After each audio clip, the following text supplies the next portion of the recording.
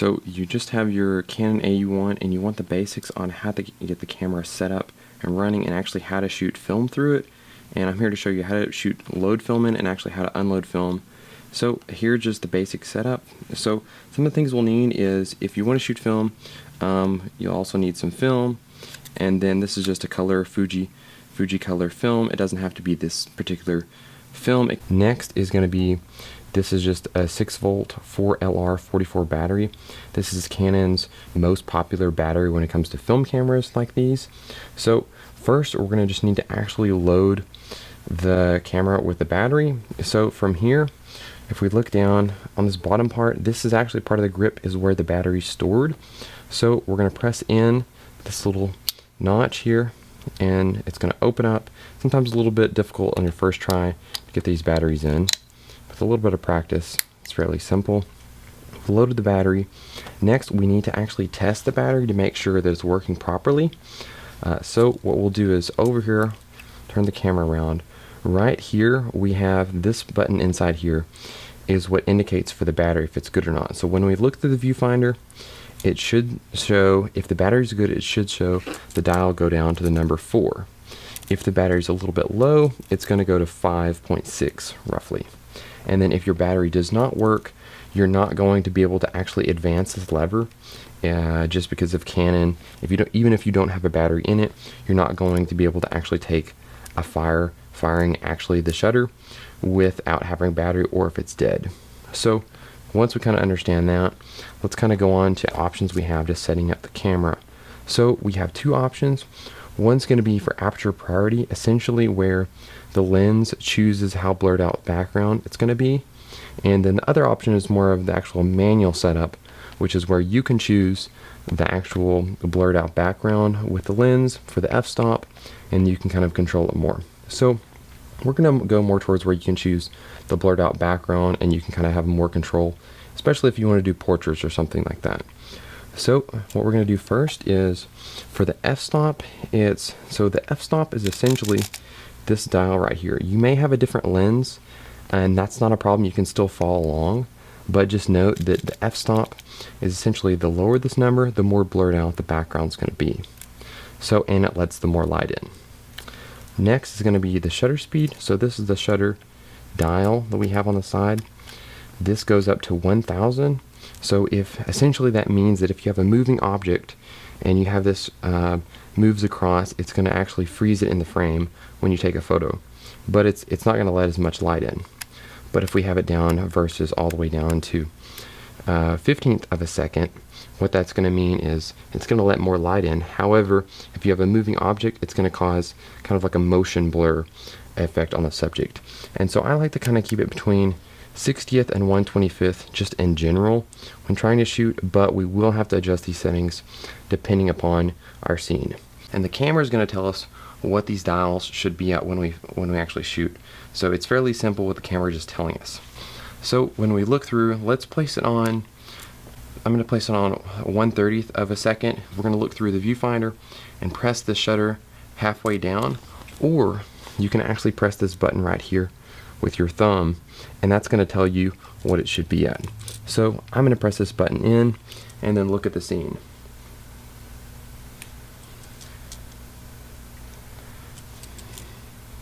So the actual dial itself should go down to some number, and what that number needs to be at is it needs to be at just below the 2.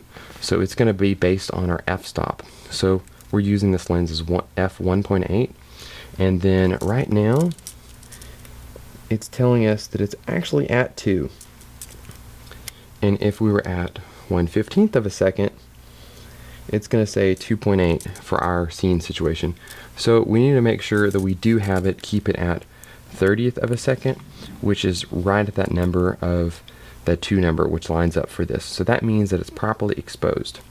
So next we need to actually know how to focus the lens. It is a manual focus, so we do have to focus that. It's actually fairly simple.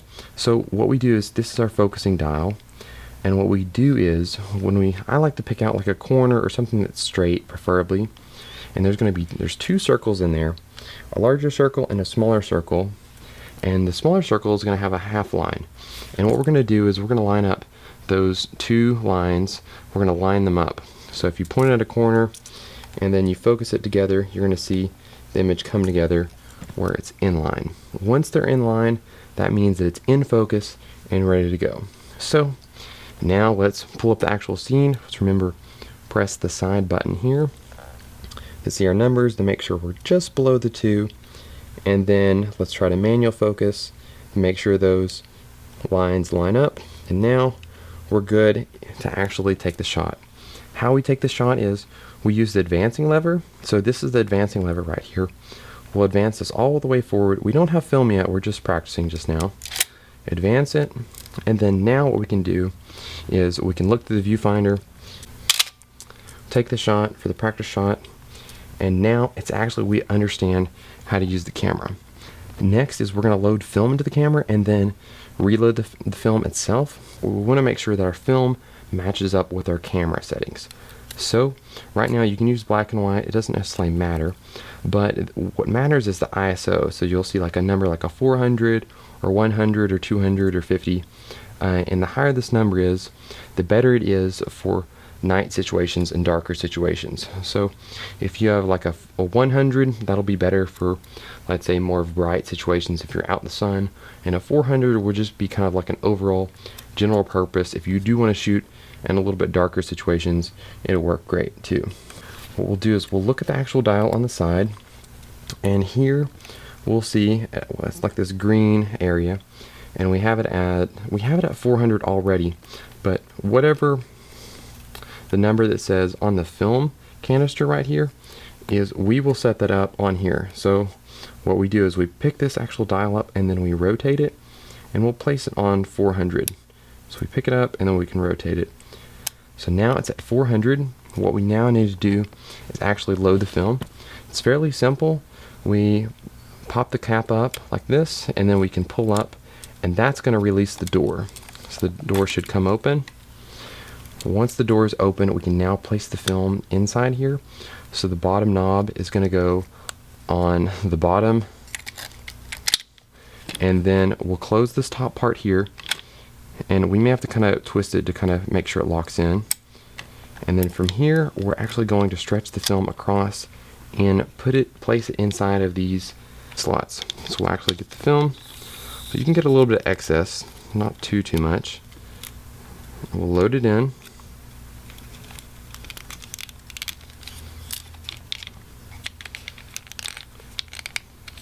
And once the film's loaded, we'll make sure it's kind of in line, and then now we'll use the advancing lever to advance the film. And you can kind of use your other hand to kind of make sure it's guided in. So now it's locked in, ready to go. It has a little bit of slack, that's not a problem. We'll just go ahead and close the door.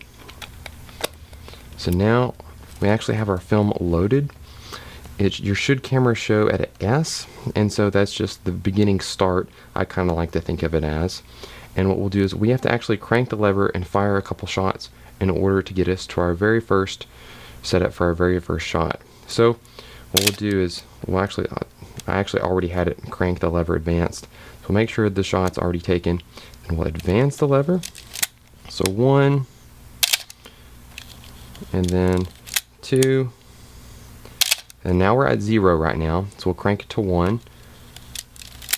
So 3 cranks gets us set up to the very first shot ready. So essentially that just makes sure that it moves all of our film over here and that it hasn't been exposed to the dark just yet. So when it does come across, it's a piece that hasn't been exposed to light. So now we're at number 1, and so we'll just essentially go over the settings of like how we practiced. So that's going to mean we're going to have our lens at f1.8, and our shutter speed is at currently at 1/30th of a second, and we'll check the scene, and then once we'll view the actual meters of what they tell us, and we'll manual focus. So let's place it up, and our numbers look good, and we'll just make sure that the shutter speed, that the f-stop number matches inside the dial, and it does, and we've manual focused, and we've taken the shot. So for this, we have 36 exposures that we can use from that film. if you guys, I recommend shooting all of them and then reloading the film back into its canister. So let's just gonna say that we're done shooting, that we've gotten all 36 shots exposed and shot. So now we're gonna take out the film. It's important to note that we're gonna roll the film back into the actual film canister. So to do that, there's a button on the bottom. So we'll press that in, and I like to kind of press it in and then hold it with my thumb, and then at the top part we're going to flip just this actual top part here. And so this little lever here, it should have an arrow, and the arrow is going to tell us which way we're going to rewind the film back into the canister. So from here it's saying this way, so we're going to press the button, and then we're going to rotate it over. So let's rotate it, and we're waiting until we hear kind of a click noise from when the film gets released from here, and then that's where we're going to stop. So for mine, I only took one shot, one exposure. So, oh, I heard it. So I'm just going to a little bit past that, and then now I'm going to stop. So from there, we're going to pull up, and that's going to open the door. So the door's been opened, and we have our film here. It rolled it just pretty nicely. For the rest of the film, if you'd like to, you can essentially scroll the wheel towards this side, this direction, towards yourself if you're holding it like this, and that will crank the rest of the film just kind of more into it. So there we have our film. Now you can take this off to get it processed and developed. If you'd like to actually develop it, you can develop yourself with getting a tank. It's kind of a two-step process with film, and then for black and whites, you can also, it's a two-step process, but you can also use a monobath, which is essentially, it takes 4 minutes for black and whites to be exposed to actually where you can develop the film yourself. And for beginners, I kind of recommend just shooting black and white if you're just want to get started and using a monobath, which roughly it costs around the $20 price range, but you can use it for quite a few actual rolls of film with it. I know it may seem a little bit intimidating when getting all these settings, but eventually you'll have it down in no time.